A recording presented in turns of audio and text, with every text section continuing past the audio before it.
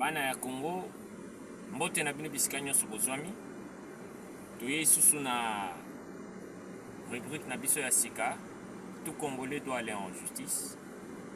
Tout Congolais doit aller en justice. C'est ça rubrique où étali état des droits na Congo.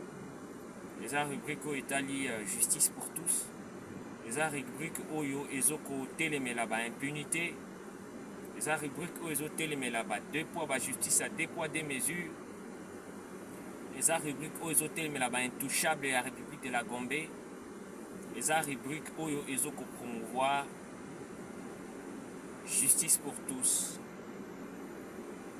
démocratie politique, na justice sociale. Vous voyez bien, événement, to actualité, zali ebele à Kolobela, na mboka na biso. Émission na biso, to commentaka vraiment actualité politique. Ah, tu as compris, ça n'est pas solution.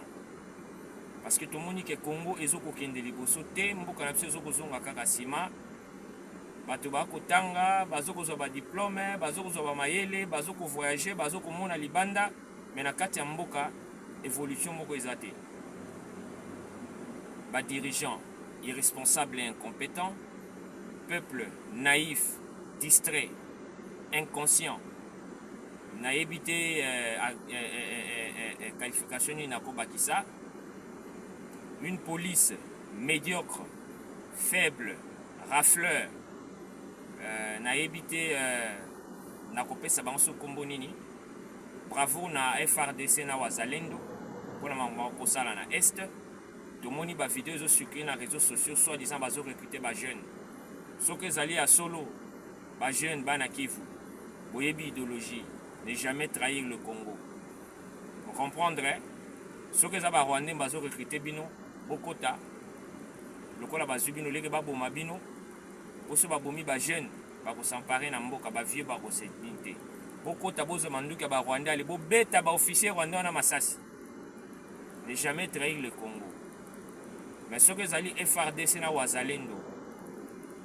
De bazo ko recruter bino courage, la patrie ou la mort to défendre mboka na biso à l'égard des bon na yebite so na benga ba insecte ba tuti Rwandais oyo ba côté la biso lokola lianzi depuis 97. Na le plus grand ambassadeur na bango alias Joseph Kabila, tout le monde lobby justice est condamné à mort.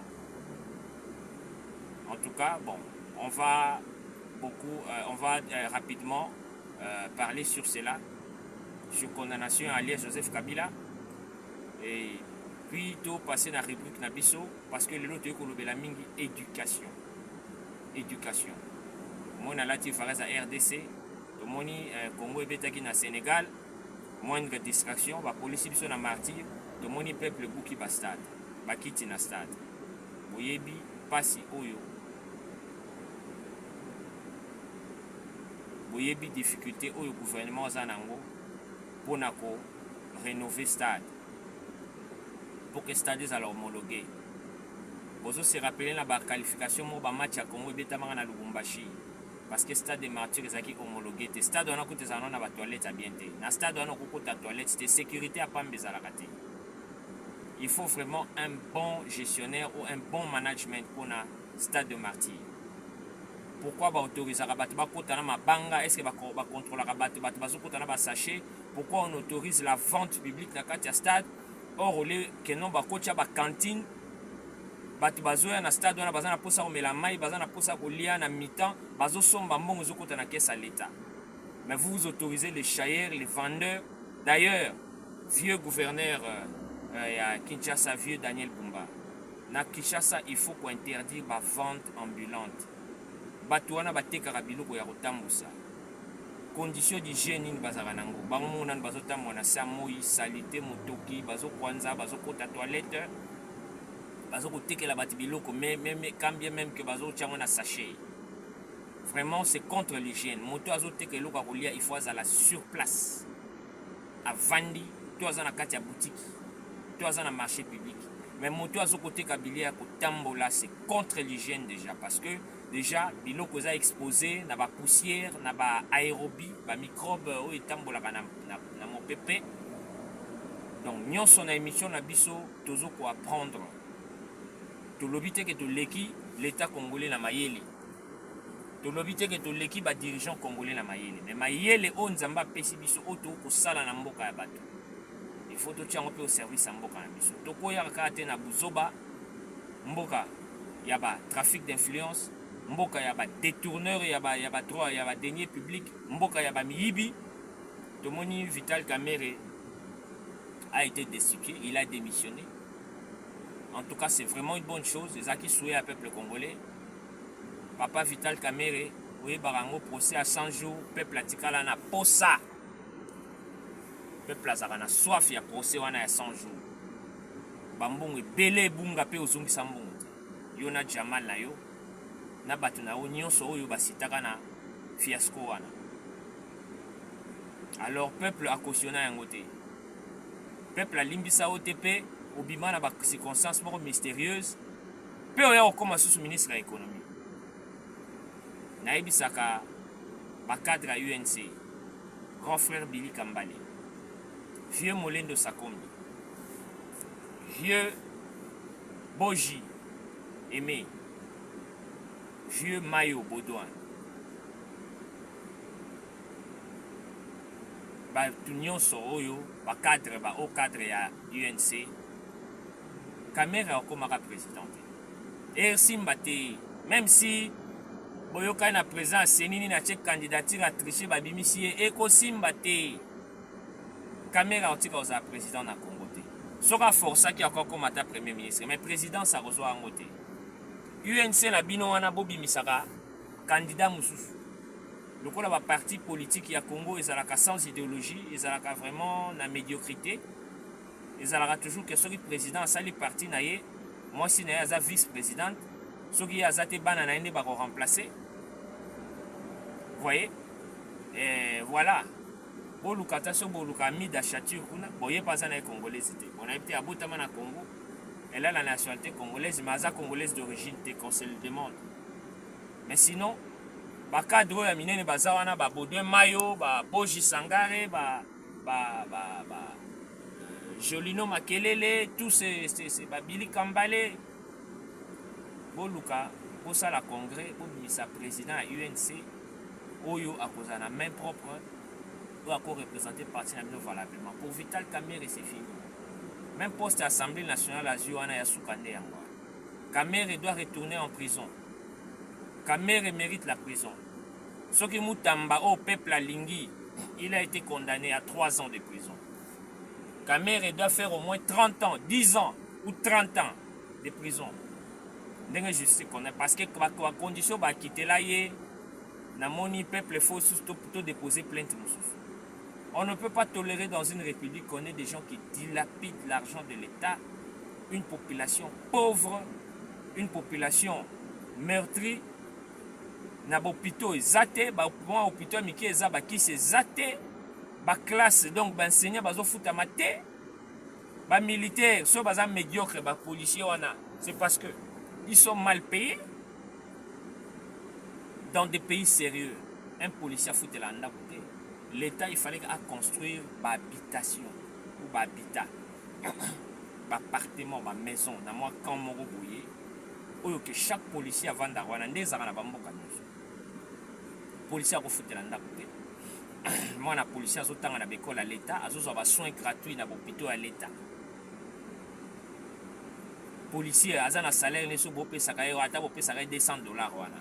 Mais au-delà il y a $200 wana. Vous opesaka ma ration alimentaire. Chaque mois sac à l'osso, carton à Thomson, bidon à mafuta.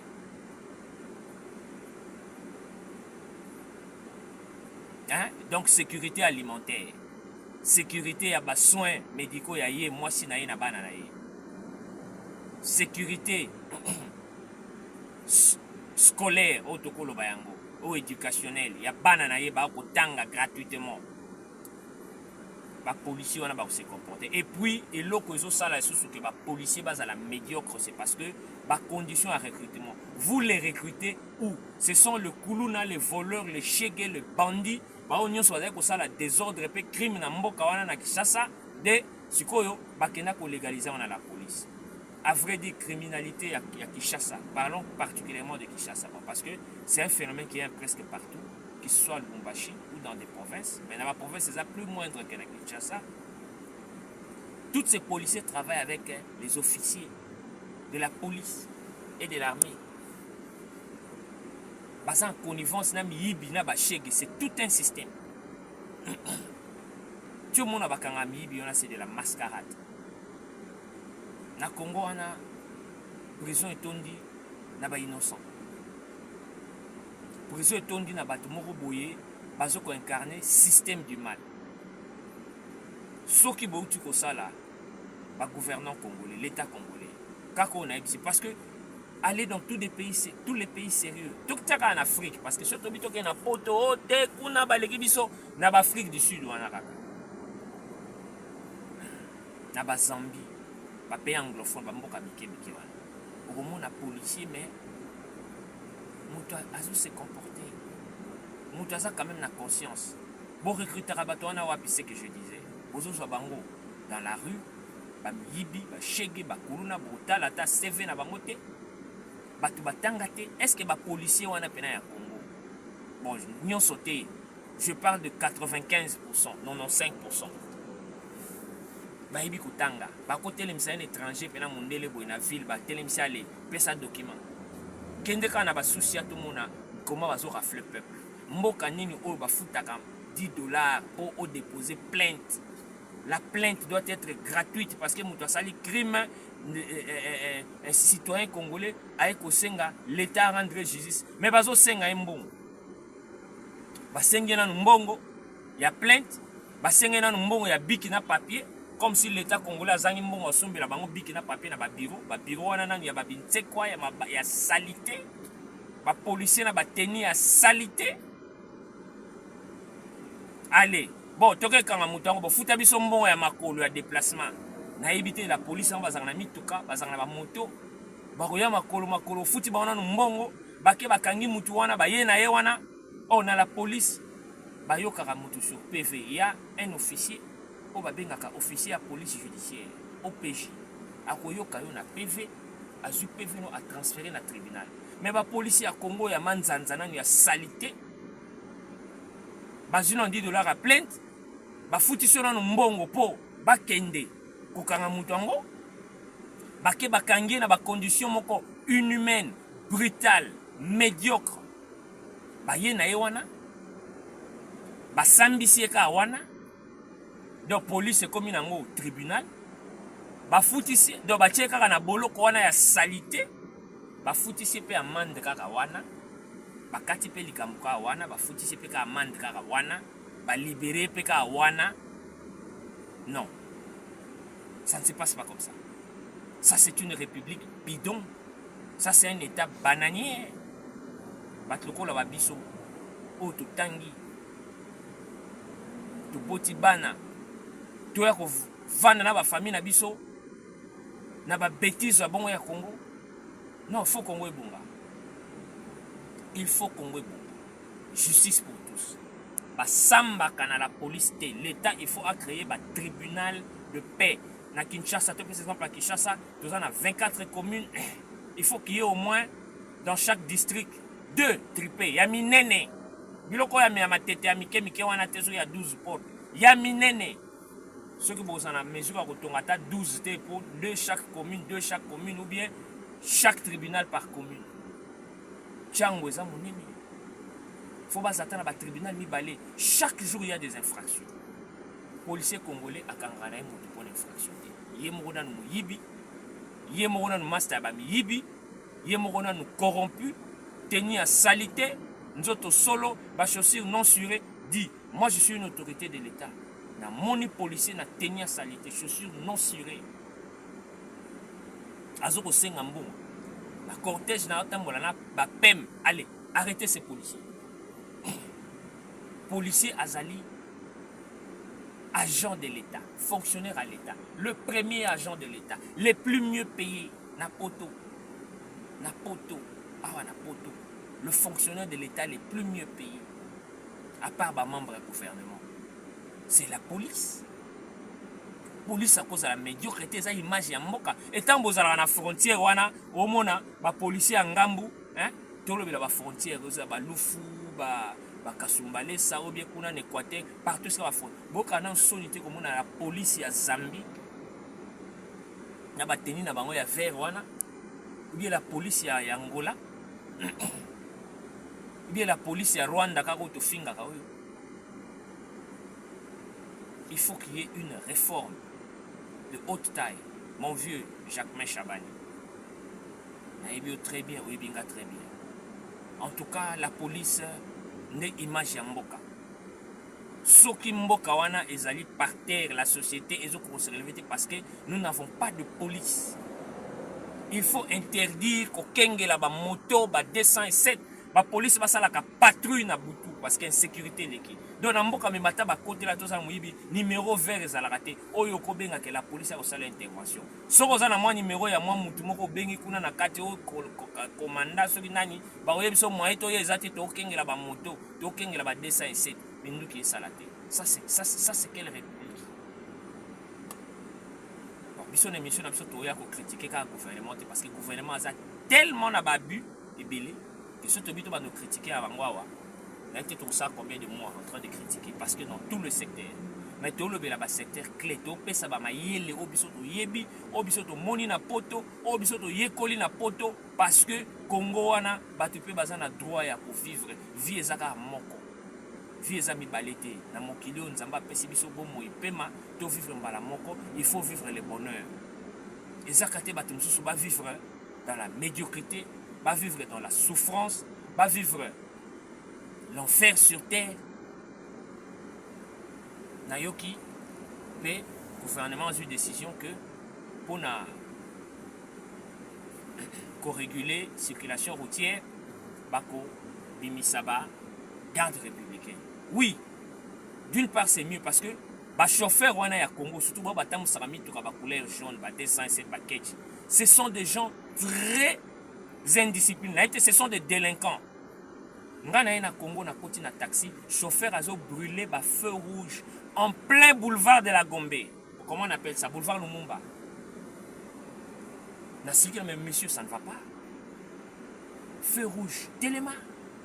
Parce que na croisement on a boulevard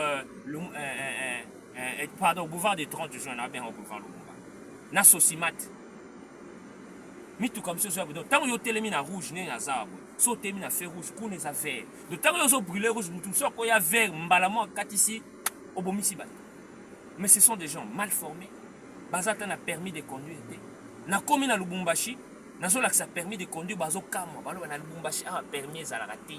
Batam donc na Lubumbashi ba bimaka mbalamo komi no kotambusa. Donc ba yebi ku de sola permis.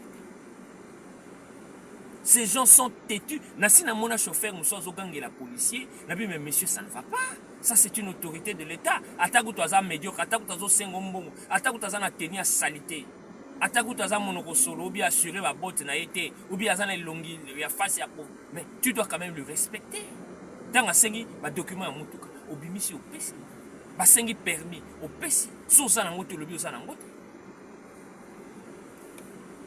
En tout cas, il faut une force pour discipliner les chauffeurs congolais, les conducteurs congolais, les chauffeurs de Bengabango. Parce que ce sont des gens qui ne respectent rien.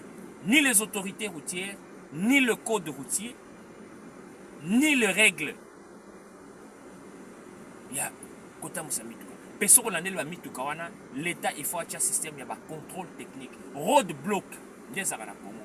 Roadblock. C'est-à-dire que quand virage la police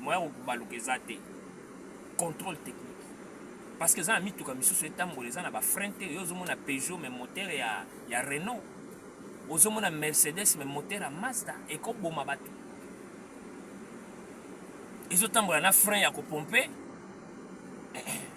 mususu za wana na ba minda te metambola katina butu ba clignotant coûte za rasusu te mituka ba tout nyefuka et ça na mitu comme ça maintenant l'état mutu faut payer autorisation parce que nzela eza l'état mutu sali nzela te yo mutuka na yo oyo to ko pesa mikanda te eza na droit ko tambola nzela te l'état ko sala ba système ba vignette annuelle ou expire à chaque année donc vignette expire avant ba payer vignette aucun contrôle technique ndé za na ba pays sérieux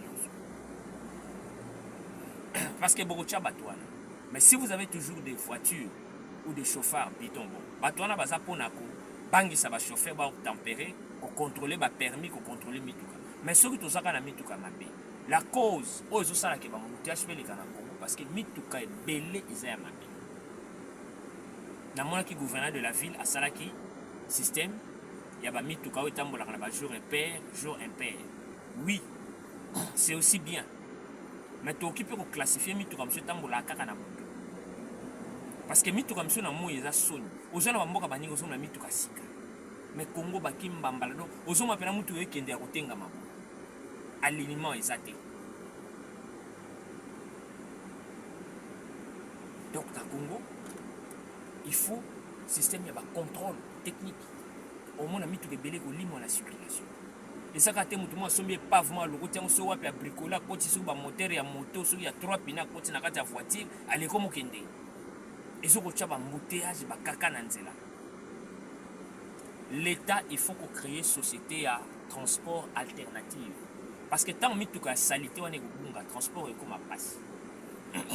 Tu as des transports, on tire là combien? Tout le monde va délinquer, comment il y a un niveau où tout le monde va transport. Kaka mukie o ba pesi bino bozalaki na moko tuté mais beaucoup ici na niveau où tout le monde va bus. Mais l'État, il faut à créer même ba société, il y a ba transport, ne ba zoé kabila ba ko sala. Même il y a ba catch, il y a ba taxi bus. Bon pas qu'on a couleur à jaune mais eza ya l'État.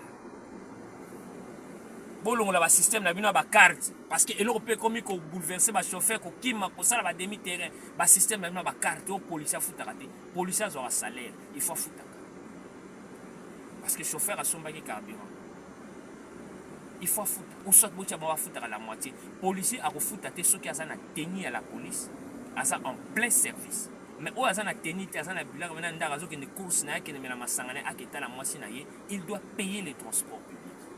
Le transport à l'État, peut-être, ça a faveur dans le transport. Voilà les solutions où l'État a pris pour avoir un sa maïe. Il y a un samboka, pour te yebi, et belé. Tout ça, c'est belé. C'est vrai, tu as l'obagnon sauté, mais mon pied, tu yebi, tu relaxa. Tu yebi, belé, mais tu as l'obagnon soit belé.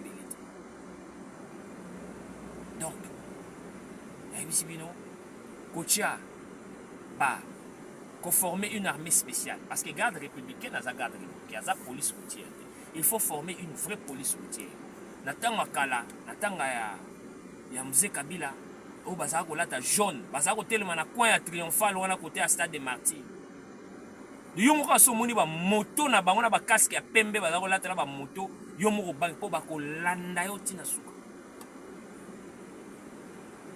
Il faut créer une vraie force police routière. Les gens roulage ba 500 roulage à Makelemba. Pour ça, on va tenir sans poche. Donc tenir pena ya combinaison des ans à Dubaï. On a police à Dubaï là ta tenir à combinaison. Quand même ba pantalon na nini ba poche ezate. Azan esika ko chambongote. Peut créer système anti-corruption. Donc ba kangi yo ozo couper sa mbongo policier au sala 3 mois de prison. Chauffeur a aussi 6 mois de prison. Parce que ce chauffeur a beau non, et son bon. Yo policier que nous fondons est-ce que pour beau personne. Parce que yo faut s'engager mikana. L'État faut créer nos conditions à pied on a tout cité à bâtir nos bandako. Batongi ba école est-ce que ba na bino ba kotanga ba hôpital. Bazo pesa bino chaque mois ration alimentaire. Na mo ba salaire na bino ba $250 ou bien sur ba $300. Ça va quand même alléger parce que Afrique n'y a pas pesa na passe. Même l'Afrique du Sud, ce n'est pas parfait. Le plus grand pays ou la plus grande économie.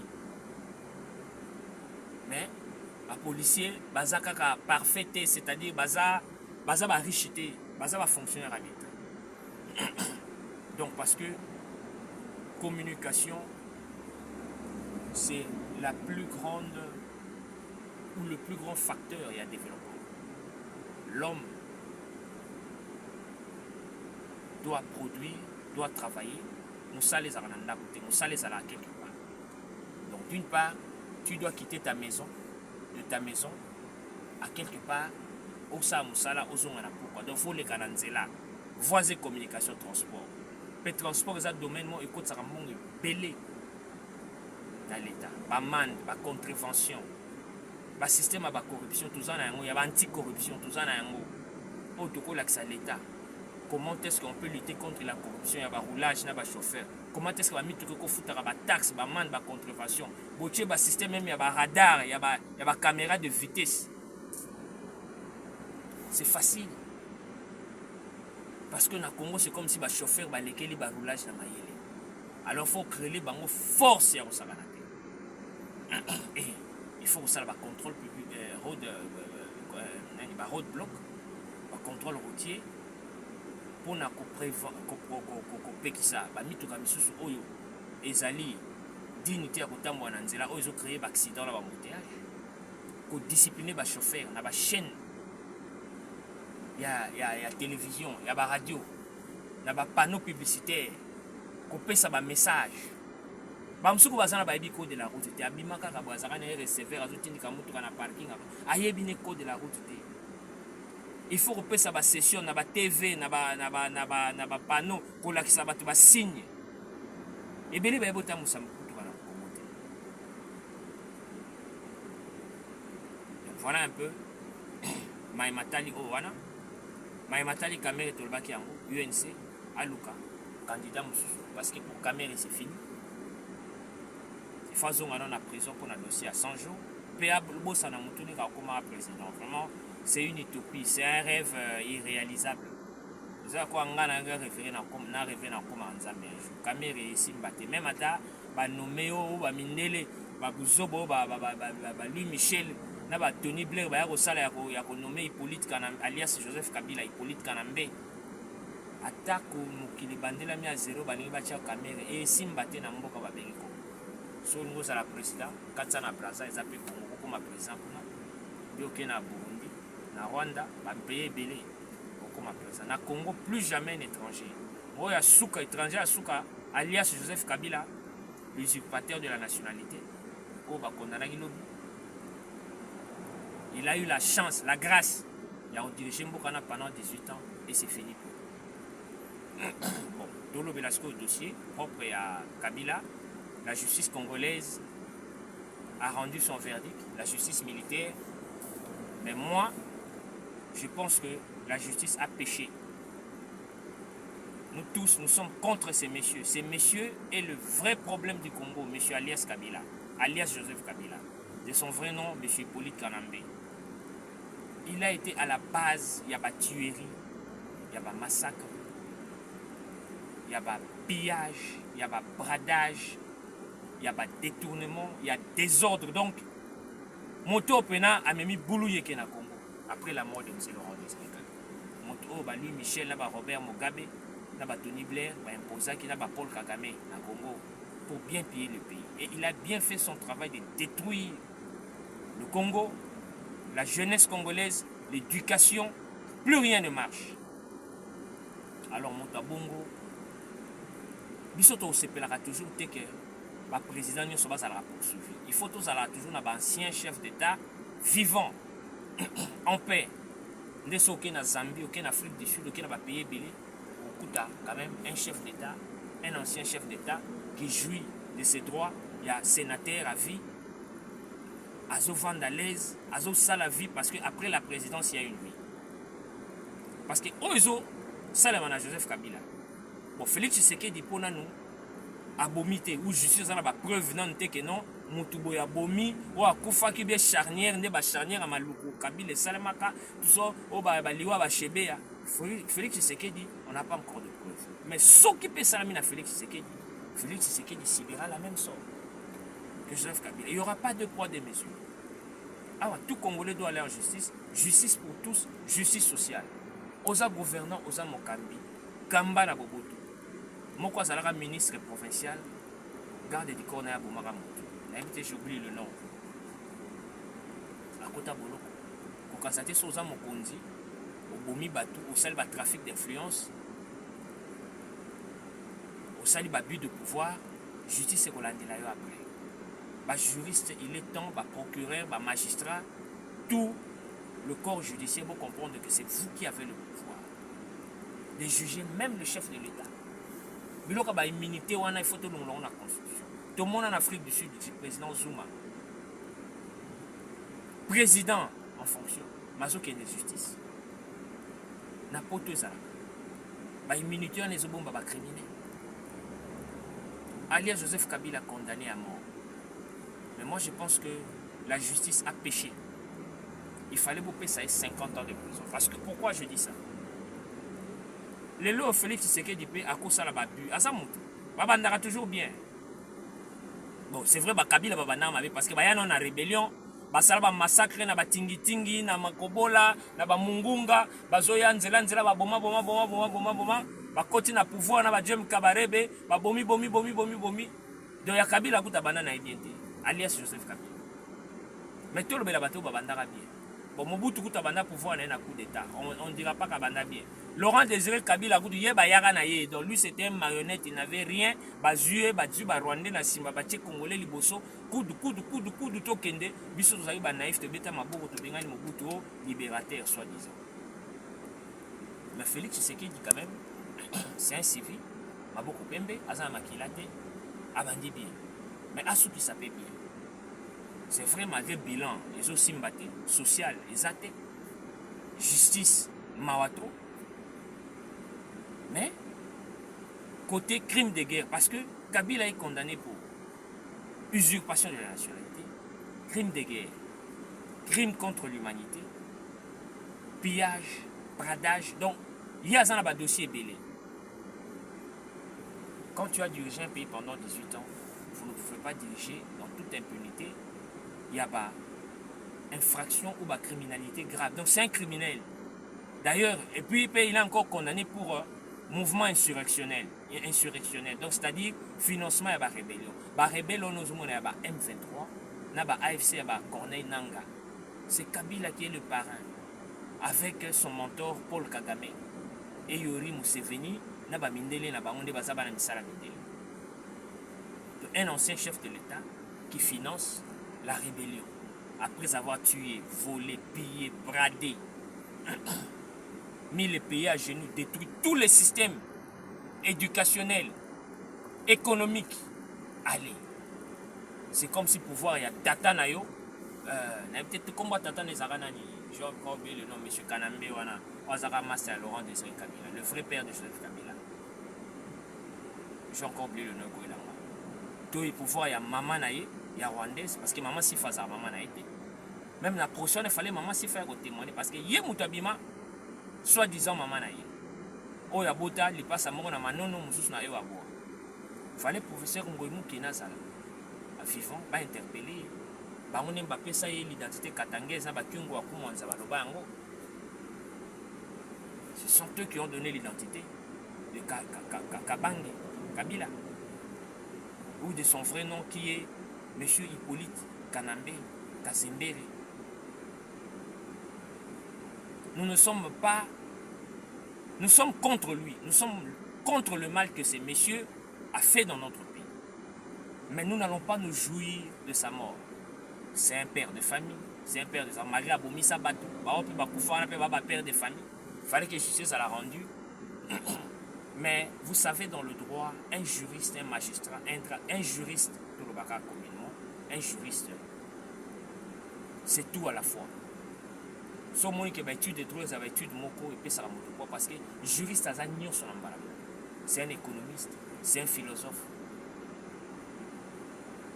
c'est un socialiste.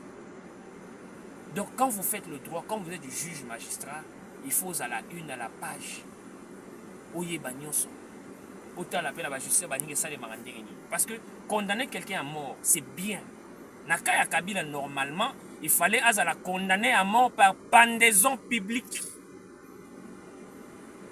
On avait pendu les 4 martyrs. Donc, on a condamné à mort. On a dit que Saddam Hussein, alias Joseph Kabila, devait subir le même sort. Mais pour sa dignité en tant qu'ancien chef de l'État, ces statuts-là, ancien chef de l'État,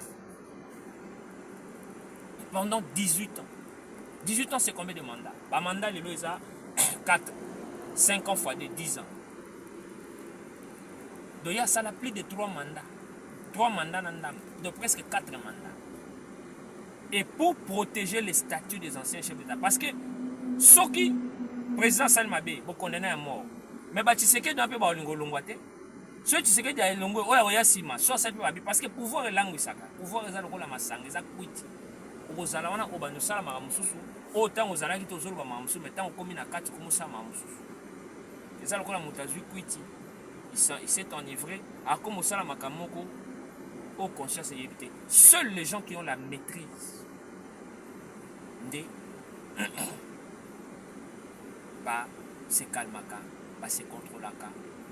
Bah, quoi, il y a un abus de pouvoir, bah, quoi, il y a un trafic d'influence, bah, quoi, il y a un détournement à deniers publics. Alors, moi, je pense que la justice devait condamner M. alias Joseph Kabila pour 50 ans de prison, par exemple, ou 60 ans. Parce que ce monsieur peut avoir, je ne sais pas, il a 50 ans ou 52 ans, je ne sais pas, je ne connais pas son âge. Parce que je n'avais pas Zagadango vraiment, il est vu dans mystérieux, un combo mystérieux, âge mystérieux, donc il a été bien. Mais ce beau PC 60 ans de prison. C'est-à-dire condamnation, prison à vie. Mais à la vivant. Parce que normalement, comme je l'ai dit, dans le vrai sens, dans la vraie logique, dans ma B, compte tenu de ma B, Joseph, alias Joseph Kabila Sana, ce monsieur mérite la peine de mort par pendaison. Donc, na TV, Saddam Hussein. Mais, pour son statut, Soki Bokomo Bomaba, chef de l'État, vous allez créer une expectation de Balba en anglais. Vous allez créer ressentiment, vous créer une situation où le chef d'État va s'éterniser au pouvoir parce qu'il y a banga. Avec un mokona olonga ba robomangai pour na sali mabe. To lobite ke basa na impunité. To lobite ke basa la mabe, non justice il faut qu'on a ba peine capitale, c'est-à-dire prison à vie, pardon. Donc là, moi je pense que la justice a rendu une bonne décision, mais c'est pas une décision réfléchie. C'est vrai, Nassam Maïle la justice congolaise, je ne le dis pas.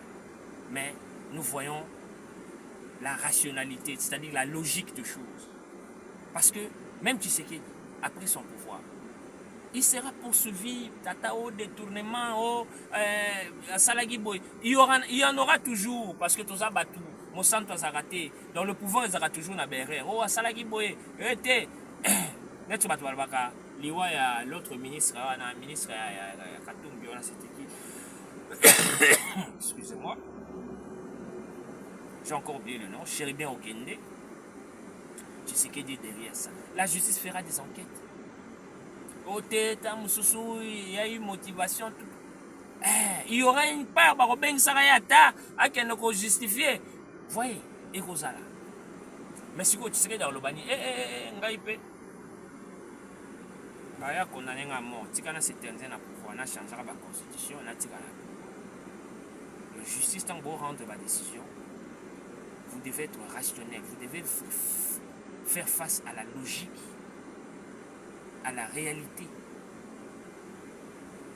Vous aurez la décision montée par sentiment, vous aurez la décision montée dans Kanda pour plaire aux gens ou plaire aux autres, condamnés à mort. Oui, biso nyoso, souhait n'a pas que Kabila a la condamné à mort. Peut pas pendre en public, peut ça va président nyoso leçon. Kamere bino boluko za président. Oyoki, omoni Fayoulou, Jean-Pierre Bemba, Moïse Katumbi, Délice Sanga, tous ceux qui aspirent à la présidence. Maman José Ifoko. C'est qui connaît n'a pas raté sur Aloukarane. Parce qu'apparemment vous voyez que c'est ni un politicien ni donc voilà.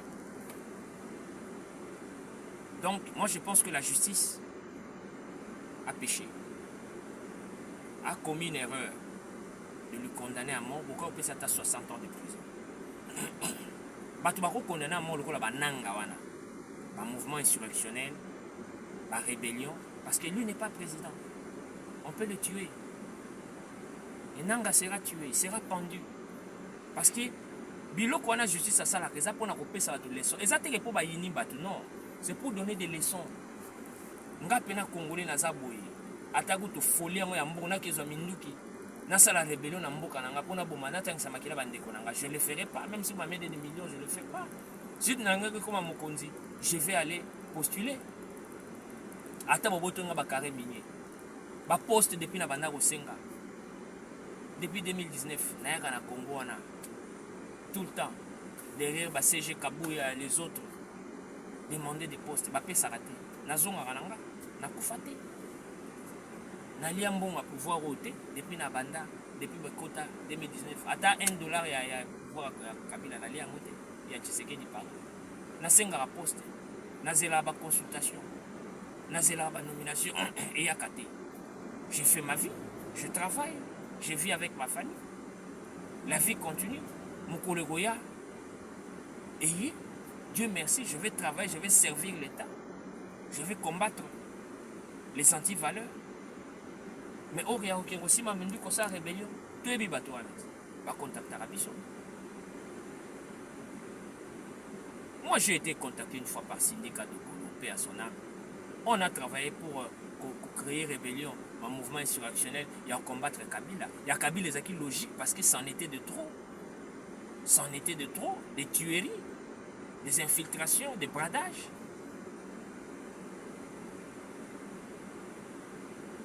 On a travaillé avec la diaspora européenne, Napoto. Nous nous sommes organisés. Kabila nga mona pena vraie rébellion à solo pena que non abiki ka po alongwa sino te vraiment na nimito na ite so azalai kaka. Ouais, ça qui pour na tengsa makila ba congolais.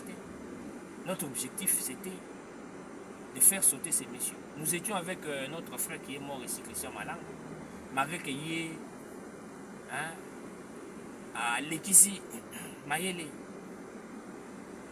Christian Malanga Tobandana. Nous nous sommes rencontrés en Russie. C'était pour détrôner M. Alias Kabila. Mais l'objectif de ce combat, c'est Kabila qui soutient un Congolais. Allez, vous bandez les sous. Vous continuez Bouzoba. Jusqu'à Koyana Kishasa. Quand on a parlé de la nation, qu'on saisit les bureaux du chef de l'État. Mais ça, vous vous exposez. Les Arabes ont voté. Je compatis avec la mort de mon frère, Christian Malanga, que j'ai connu personnellement. Nous avons combattu ensemble pour détrôner Kabila. Mais aujourd'hui, il n'est plus. Parce que Balekisaki Mayele les karaté. Tu sais qu'il dit là, c'est le peuple qui l'a élu. Mais Nanga doit être arrêté. Donc Nanga avoue publiquement qu'il a menti à tout un peuple. Il a trahi la Cour constitutionnelle. Cour de la sûreté de l'État n'a été organisé habilité à juger. Mais ce monsieur a avoué, même à Malumalu, que tu as menti à tout un peuple. Pas seulement à Nasala Masumu, na Senga Bolimbis. De Yonanga, tu as menti les résultats de tout un peuple et Oyeka Osengi pardon Balimbisio. Mais il faut être malade, grand frère. Ça, donc vous blaguez avec le Congo, c'est une république bananière. Donc Congolais yaka vota kabino peut sabattre. Et encore grave, tu l'avoues. Donc tant que justice c'est Golandela yo, na évité condamnation à mort on a ba condamner yo, mais faut pas condamner pour les camo parce que c'est plus grave que la rébellion que tu fais.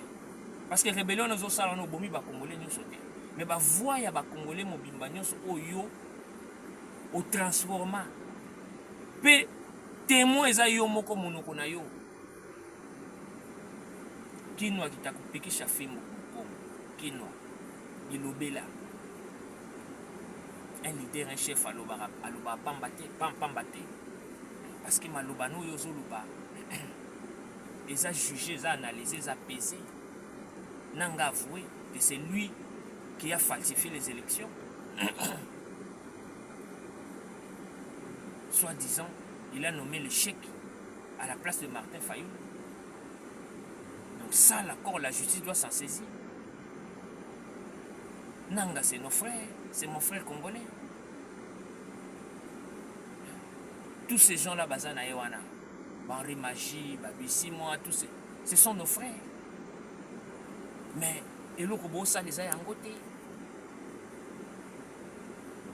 bosali nano mabe ok faut justifier landela bino donc c'est normal bino bakondamne bino à mort parce que eza crime de guerre, crime contre l'humanité, mouvement insurrectionnel, rébellion parce que ceux bakondamne bino te donc na génération so po makambo tosala baleki na biso bana na biso bazomona soki tokorige yango te bana na biso mpe bandozalaka ke nga mpe so nasengi poste bapesi to mpe babotoli nga bakarine babotoli poste nake rébellion mbwisa nyamwisa ete chez gouvernement akomi kuna ndenge na biloko ya barébellion na babétise ya batabumbeki akomi kuna ndenge donc bino boza so basengi bosengi poste banome bino te bosimi minduki biso tosengaka baposte ntongo poko banomaka biso te tosimba minduki obie toyebani na mindele te bisika basombaka basalaka minduki wana awa tovandaka toyebi babiro te tokokende kosomba yango te ya crédit tokokende kosigne bacontre esika bosignaka te même na bakagame wana okanti ke non toyebi na baambassade te toyebi agenda na bango te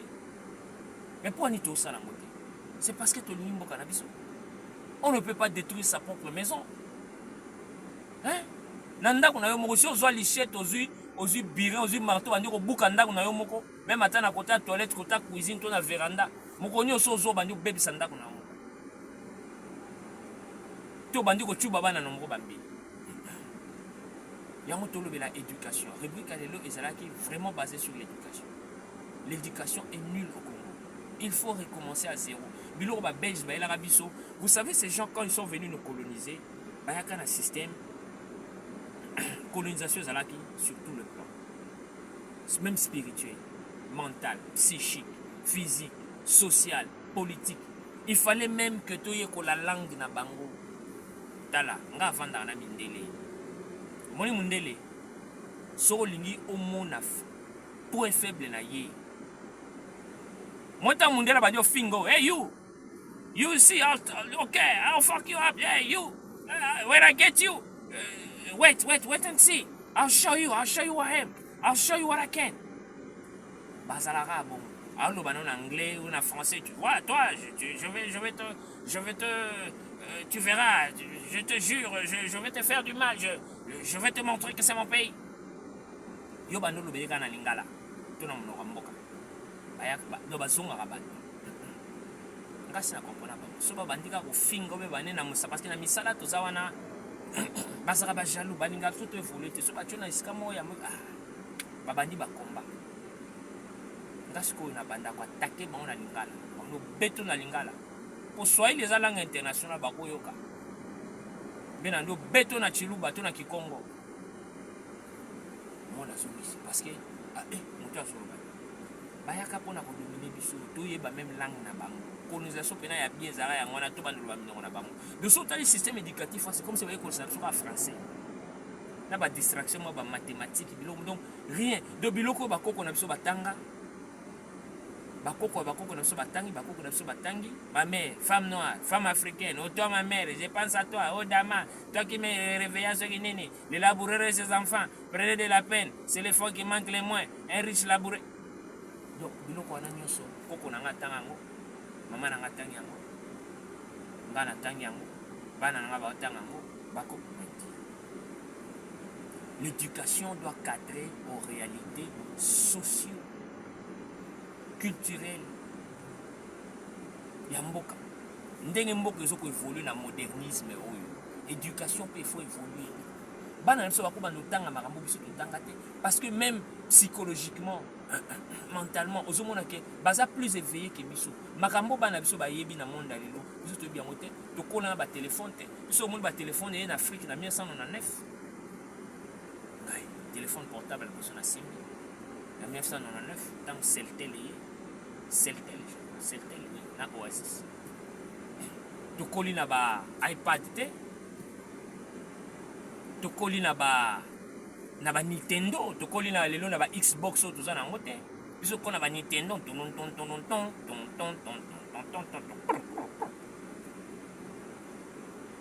tokoli na ba vélo tokoli na ba roller te qualité na mambo ba cinéma ou ba restaurant de luxe ou na ba non on n'a pas grandi comme ça réalité na biso qui réalité mususu et bana na biso lelo faut pe réalité na bango za réalité mosusu.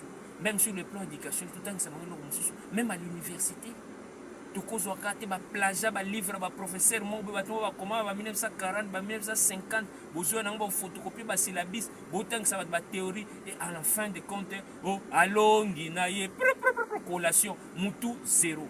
Benga université la yebisa asalela yo bilan synthèse à université atangi. Il n'y a rien. Même oiseau c'est pour la diplôme d'état. Bourré de calcul, à mémoriser cahier. Biso to mémoriser ba cahier na mutu géographie, histoire, ou bloquer cahier na mutu. Ba définir donc éducation classe, il y a ba définition,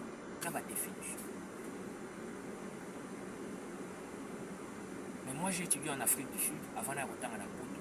Vous sentez que j'ai aussi fréquenté le système éducatif sud-africain, même enseignement primaire, secondaire et universitaire.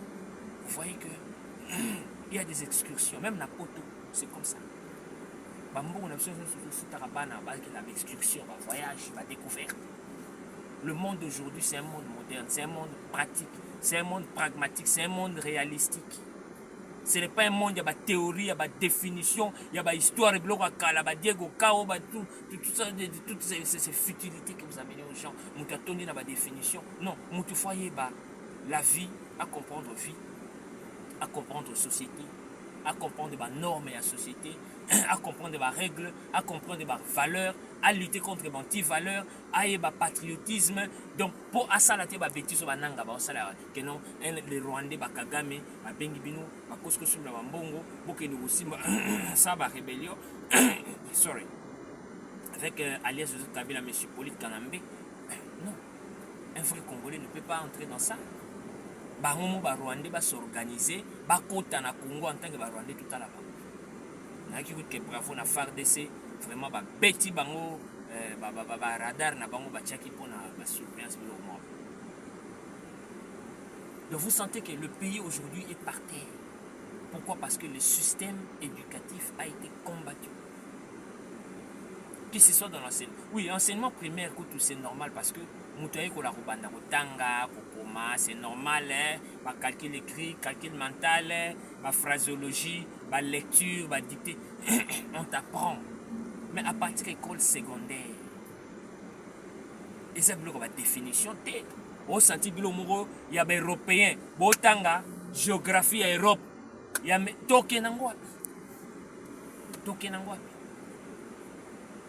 L'Afrique d'ici, batanga géographie à Bango, moi, je suis aux États-Unis, en Angleterre, ou Australie,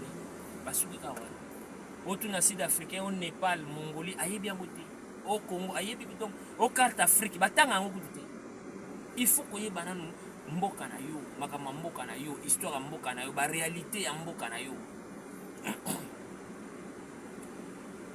La République n'a pas sauté les bakuluna. C'est vous qui avez détruit la société congolaise. Les lots, parce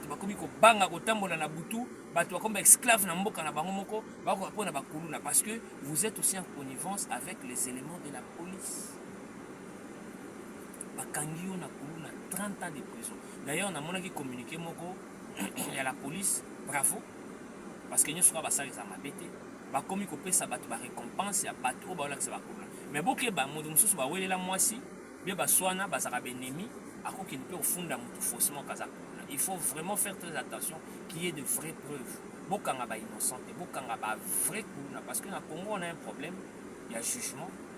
C'est-à-dire deux fois on arrête les innocents et les criminels sont libres. Bakuluna et loko et bébissi mboka na biso loko la kuluna l'état faut zango très au sérieux ba jugement na bango il faut la très sévère la délinquance.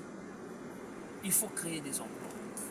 République nationale de la prochaine la création des emplois parce que ah tu as coupé ça mais tu as critiquer gouvernement pour ma belle équipe mais biso tellement tout ça ba maïl donc osenga ba poste qui va pesa biso ba poste misala pour que tout kota wana tout tia maïl balingi ko pesa biso te. Tobomba on peut être tokufa na yango po nzamba pesa yango po to salela bato to pesa bino so bozo bozo mais mon kolobiso moto salona to bimbisa na o to bomba na kati parce que Congo faut bomba na ko Congo il faut bongala. Camer est destitué ou démissionné. Dieu merci. Akende vraiment la retraite parce que Moutouana il a été à la base il y a des désordre politique et belé. Est-ce que tu vas non il y a le oui, est-ce que tu vas oui il y a le oui non, il y a na boulou. Alias Kabila condamné à mort. Oui, nous sommes contents, mais ce n'est pas une bonne décision de lui condamner à mort. Il faut qu'on puisse être à 60 ans de prison. Ah, ça la prison à vie. Bananga, oui, mais statut ancien chef de l'État, quand vous le condamnez à mort, c'est-à-dire, on peut baser prison, le chef de l'État, comme on banga au quitter pouvoir parce qu'il va avoir une condamnation à mort sur la salimanie. Donc la justice devait faire très attention. Pour ça, la verdict, on rendre le verdict, na kanda ou bien un sentiment pour plaire aux autres, ou parce que ce monsieur est à la base, il y a ma baigne sur Congo. Alias Joseph Kabila, monsieur Hippolyte Kanambe, a sali ma baigne tellement à Congo, ce monsieur mérite la mort. Mais en tant que son statut d'ancien chef de l'État, excusez-moi, il fallait au moins taper ça y est lourde peine. 50 ans de prison, 30 ans il y a travail forcé. Donc il au moins bongo. Bah saisir bah bien aillé, c'est vrai bah bien pour saisir peignon sauter à zamuto là l'appel bandate. Bah bilo le roba kinga kati wana ba kashamata. Ba por nyo so fongola tout ça ba compte bancaire inutile. Oh bah grâce bah privilège na immunité na bolongoli oh $600,000 bo futa kayo wana tout. Olive lembe to ebisa ki yo zande ko na biso congolaise. Atako ba kosa o zamuta ba Congo. Bana ba Congo ta pena bino botala olive lembe wana bo mona gaza azamuta ba Congo. De pouvoir à Kabila, les pouvoir mourir quand on a oh le bien on aurait une stratégie du chaos et du maçon. Oli l'embêcher sur il faut. On mona a muta soit il. Sur azamuta qui foutait azamuta katanga. Oui à Kindu. Mais mimi na moni la kae c'est pas une katangaise. À cause azamuta Kindu ou soit Goma ou Bukavu ou même Kisangani. Olive lembe. Mais boya ko bamba yi mutaba Congo na juste ça na sentiment. Depuis nous voyons Karabalo. Mais on s'en dit qu'on a mis sur la réalité, la vérité, belé sur Motoana. Et cette famille mystérieuse. Zoé Kabila zande kuna Sénégal. On met au land là-bas. Basal m'a bien aïe petit. Mais Zoé Kabila a changé à Congo. Oui, il n'est pas un gouverneur, mais il a changé comme en tant que président. C'est grave. Ce qui Kabila a gagné à Congo, M. Hippolyte Kanambe, président de la RDC. Il y a pas mal. Trump on a son origine là-bas, ce ne sont pas des frères américains, ça va pour mais parents étrangers. Sarkozy, tout ça. Zambie, on a Frédéric Chiluba, tu as rappelé Denis Sassou Nguesso, Edouard, tout ça, solo. Le président nous sommes été natif et ça s'appelle l'origine étrangère. Mais tant qu'on est dans le Mokabato, comme il m'a dit. J'ai dans la droiture, dans le bon, dans le respect de droit, dans le respect de la vie.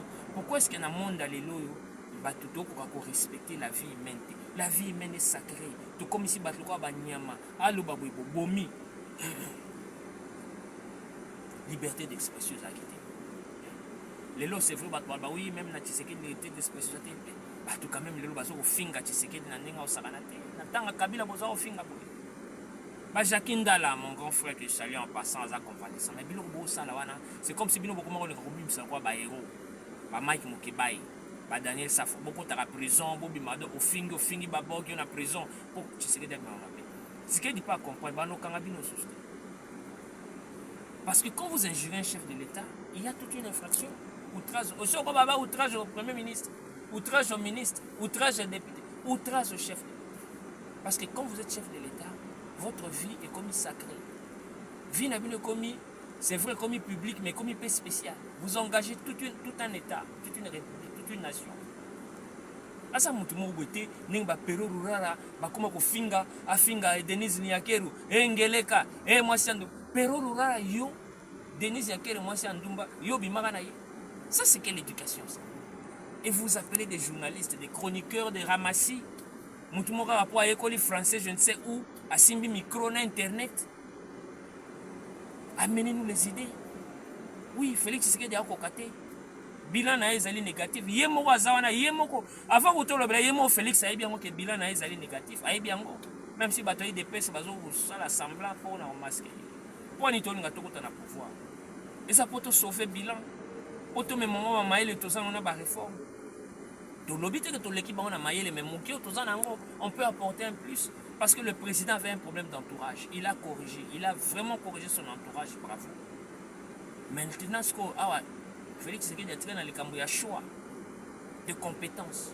C'est-à-dire qui mettre où à la place qu'il faut. Parce que ça va yo kenda yo non. Un entraîneur tant à coach va joueur les ala ka bien en disposition tactique. C'est-à-dire il y a ça défenseur, il y a ça médiateur, il y a ça ailier, il y a ça gardien, il y a ça chacun joue son rôle. Le chef de l'État avait compris que bilan n'a un mandat à Liboso a échoué parce qu'il avait un problème d'entourage. Donc il avait n'importe qui, n'importe quoi. Ou tu as FCC, ou tu as diaspora, ou mais quand il a compris, il a bandi que ça là-bas, remaniement, il a bandi que ça là-bas, il y a un changement. Mais c'est quoi en changeant? Il va y avoir un mutatis mutandis. En changeant, il faut se courir, et si Kawana, il mérite. Oh, il y a ça qui wana bilan les agini. Ils ont dit non. Il faut pas juger tout ces noms bilan. Donc, résultat, il faut être positif parce que c'est l'image du chef de l'État. À la fin du mandat, il retourne à chef de l'État. Ceux qui ont fait le régime pouvoir à chef de l'État. Alors, biloko Daniel Safou bako sala wana ba Shakindala tout ça. Donc au moins ba émission mozuli kana Congo na ba chaîne moko bidon. Donc on respecte les chefs de l'État. Hein? Oh mususa bi mutu loko la Rwandais wana bazo benga soki Kamizelo soki nani maîtrisable, je ne sais pas s'il maîtrise quoi parce que lui-même il n'arrive pas à se maîtriser. Donc tu sors Karaboye comme le bela, un chef de l'État a falsifié un mariage. Non, vous êtes malade, cher ami. Biso sur le canal de mission là, tout ça là, mission, na ba jeune on est ba John le Congo, tous ces journalistes là, ba Zantoto, tout ça, ba biso, to le ba chaîne on a nyoso tout ça là wana. Oui. Nous sommes contre les opposants. Monsieur Monanga un jour n'a fini Martin Fayou. Bien a fini Moïse Katumbi. Non. Il faut respecter les gens. Critiquer leur bilan, amener des idées, mais nous amener pas la médiocrité au fingara batou, ko tatina ba vie privée, beaucoup tatina vie privée à Félix Tshisekedi na Denise Nyakero, et à Salagi Boye, et Yekutu. Donc na ba chroniqueur na ba réseaux sociaux, Marma Bouzoba, dissociation, Denise dissociation. Okombona ba congolais zakatana tu soit l'autre ngwa biso, bon peut-être comme mobile na parce que je crois il est marié à un français ou un belge. Donc au mona dissociation akofinga chef de l'État tina vie privée na ye. Non, Congolais, éducation, donc éducation zéro. Comme na Kinshasa, tina poto, kutiko na donc Kinshasa, Brazza, Angola, Afrique du Sud, Europe, Amérique, partout dans la diaspora congolaise, Congolais éducation zéro. Yomo tomo ki makibaba Congolais, o ba fete ba Congolais ba matanga ba nganda. Tokenda souci parce que aucun des biloko na suka nango bitumba suka nango pour se dénigrer. Le Congolais soit mon muninga na ye abande boudé ngana na voiture bien ngana lati mais ça yo ça ngate ngape na mbongo nanga j'ai ma voiture. Ce qui a voiture leki ya yo leki yanga ça yo yanga peka ya mabe o zenga. Ce qui lamba on a lati to chaînette nanga to sapato nanga to téléphone na yo leki yanga ça yo yanga etika la yanga. Deux moni batumoko balingana raté batumoko aso ba moni compétition pour se comparer et ngana leki et ya salagi donc manque ya éducation même bon balongo Congo ba komi na poto et sika batu baza moins intégrés parce que les blancs ne sont pas tous parfaits ou il y a des délinquants mais tout le un peu la majorité au moins a même attitude à miner au centre que ce sont des gens qui ont évolué dans la spiritualité, ils ont évolué dans l'éducation, ils ont évolué dans la mentalité, dans le psychisme, parce que bâtiment réservé, bâtiment basé dans sens et la politesse. Même à ta ligne, ma relation, ta relation, ma face, mon son dira ligne, gentillesse, respect, tout ça. Propreté. Mais bah oui, bah en Afrique, bah hier on a poto, de bah hier on a kibu nyama. Kende car on a capitale. Donc 3 capitales. Londres, Paris, Belgique. Au moins, les Congolais va vivre. Tina métro, tazo ganga, bazo soine, masananga, biso va former. Maman na côté comme makala mafuta na wenze kuna ya ngaba ya kianza, mais yo za sapera wana poto donc ba valise éducation zéro. Donc nous devons refaire notre système d'éducation. Bajakinda la wana ba denel safu ba comment ça ba bilo mobo na ba tu bazo bima matibana mikemi ba bima mikolo yo on sentir débat moko nul, aucune idée, aucune de valeur. Bazoana ba comment ça la discussion ngana l'école na ba français et ba la français donc bino boya ko ça débat ko ba français na TV on boya apporter ba idée eux bongisa mboka. Donc ba comment on yo ba ça la bilo moko so bakangi bango ba bima ba héros pouvoir ane bima pouvoir ya ba abus et puis ma pouvoir moi ya dictature bango ba ça la ba héros ba ça la victime. Jacques Ndala Zaghi en prison. Il a été gracié par par le président Tshisekedi. Mais il est encore revenu. Kalate Oyoka Mike Mokeba et Daniel Saf, ce sont toujours les mêmes personnes. Bilo kansi keno ki héros ba koma rango ba somba rango. On se victimisaka. Non, on ne blague pas avec la vie. On peut taper beaucoup de filles. Tant de cas d'Yombo Kenda. Cas d'Yombo n'est plus. Kozana basi bwana bana. Biso ni soton tout ça qui va célibataire, c'est-à-dire tout ça qui va jeune, tout ça qui n'a pas cité na bana té. On vivait n'importe comment donc va chéri loyenge mais dès alors que to boti to bali to komi na basi to komi na ba charge. Et ça blum so to ko sala té. Mais matozo na ndako. Moi je n'ai sauté papa, boité, boité. Maman na ina kende tana na sa bo. Tu n'auras pas ta vie à moi sina. Té bana. Sur la colis. Il se basse dans le conseil donc fait des histoires pour mon ayo bayoka que non les news base nani à côté de prison ezali ndakuna hôtel eza esika blague et ça centre à rééducation peut-être mon côté prison tant au bimi faut être les mêmes tabat le ba Daniel Safou en Afrique ils font la honte même il y a Kobenga ma député. De son Monica Daniel Safou, c'est que des Samboué. Mais quand on voit les gens comme des Alain Bolodjo, mon frère que je salue en passant, je salue l'émission Ebélé. Bolodjo critique Tshisekedi, mais avec les idées. Monsieur Mona Bolodjo, so finga vie privée à Félix Tshisekedi. Oui, peut-être à ça, la Mongana na yoka tout na monate. Mais tu sens quand même que c'est quelqu'un qui critique les faits, les idées. Ça te boit qu'on finga ba vie privée à batu, ba pero lurara, bo finga vie privée à batu. Yo ya mwasi na ye na bana na ye na mwasi na ye nudité na ye na mbetu e asala ka boete e libumu munene e ko tele marate e toke nango wa donc congolais éducation zéro. Même ba ba sa ba autorité ba gouvernement ko yo ka kuna e basi e ministre azoki mwasi abatu e kuna député e c'est quoi même dans le parlement bon on a désordre et c'est qu'il député bato ba représenter peuple mais qui a parlé mon on a une session bamsou bazo matal kola ba messa non mais c'est quoi ce peuple bakotanga totangi wana parce que éducation zakaka classe il y a aussi la religion l'éducation spirituelle la spiritualité peut éduquer monde ba mindele bazaka poser c'est sur le plan spirituel. Et ça spirituel. Parce que vous avez la religion morale, ils se rendent bien agité. Non, un homme spirituel a sa posé. Tu réfléchis. Tu sais qu'il y a un karma. Dans tout ce qu'on fait. Osa poser, osa réfléchir, osa penser, osa traiter mutu avec respect. Papa peut changer ce qui est arrivé là, ou il y a au fan à bureau, avant de n'aller quoi. Posez. Ce n'est pas des politiciens agités, même sur le plateau, vous sentez que des gens qui ont des débats inutiles, qui discutent sur des personnes et non des idées, et en fin de compte, rien de concret ou rien d'intéressant. Où il y a pourquoi? Parce que dans la tête, il n'y a rien. Tout le temps, il y a une classe, on nous a bourré définition, calcul. C'est comme si classe on te dit qu'on a français de la maternelle à l'université, puis aussi c'est l'université on peut français on y bagate. Tout ce monde a bamsou petit azarane pe na France ma yebaka français té. Azarane en Angleterre mais anglais yebaka té, azarane en Afrique du Sud ma yikola pe ka anglais té.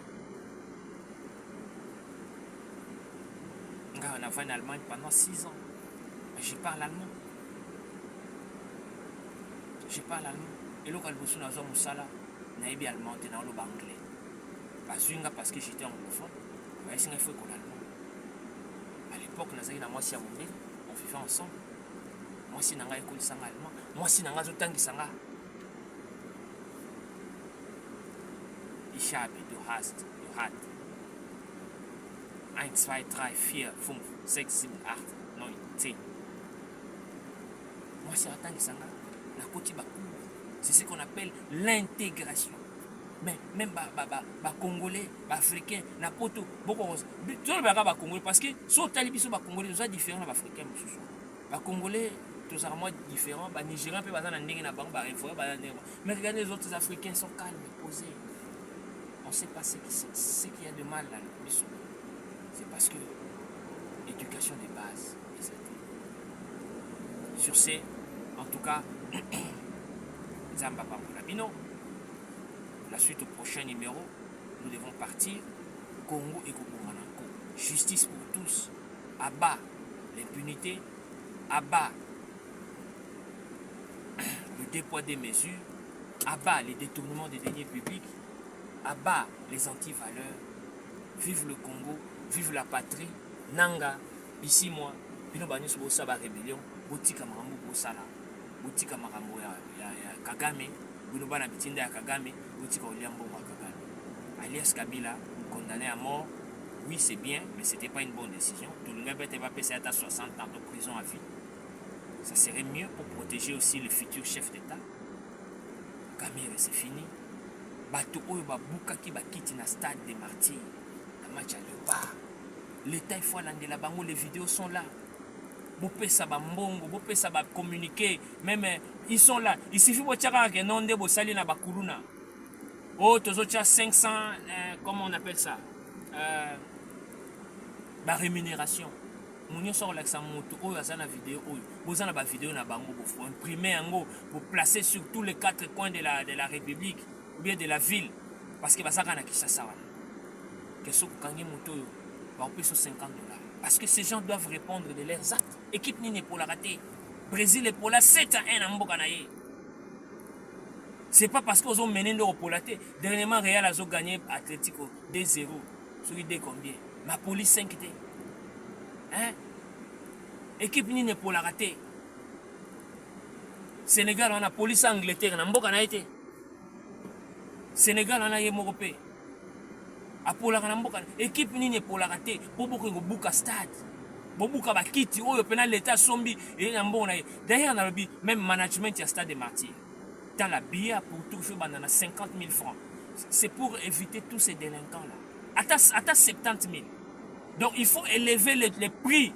Il y a des billets. Et ça fait que non, pour faire ce fruit, non, pour éviter les délinquances.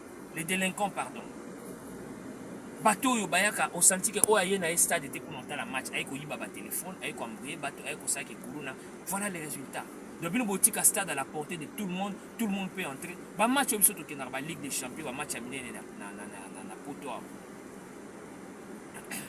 Et bandi à partir à 50 € mata. Mais bino botia ba 20 000 pour avoir son cas pour le stade de Tondi. C'est au stade de Tondi ne bo gagner. Ah, stade de Tondi qui to gagner. Botia ngo cher.